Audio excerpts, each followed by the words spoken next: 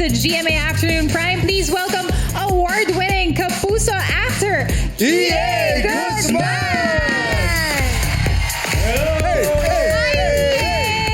EA, welcome to Showtime. Hi, EA! Long time no see! What's up, Welcome to boys? Showtime! Ayan, Welcome! sa ating madlang people. Eto, nako, na-miss ko to. Na-miss kong gawin to. What's up, madlang people? Welcome to Showtime. Alam mo, siya talaga yung nagpauso ng ganon. Alin, EA! Isang air naman dyan, EA! EA, kamusta?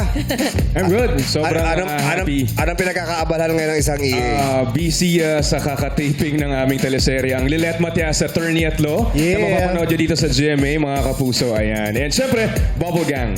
Every Sunday. Christmas plans mo, bukas ng Pasko, kuya.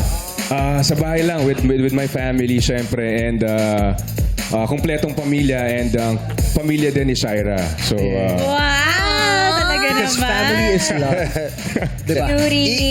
EA, ikaw ba naging breadwinner ka ba sa iyong pamilya? yes, quiz until now. Hanggang ngayon. Ako yung talagang tumatayong yes. So, kahit yung mga kapatid ko, may mga work na sila. Ako, sa akin pa rin, kumbaga, ako na yung nag-volunteer na sa akin yung mas malaking part pagdating sa bahay, pagbabayad sa bahay. So, and then especially sa mami ko, lahat ng mga needs ng mami ko, ako yung talagang nag-shoulder. Ako, kaya blessed ka, EA. Thank you. Yes. Ilang taon ka nag-start?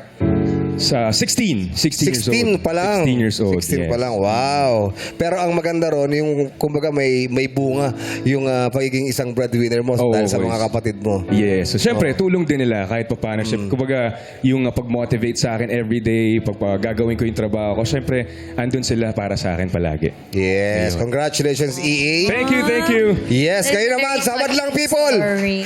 Sabad lang.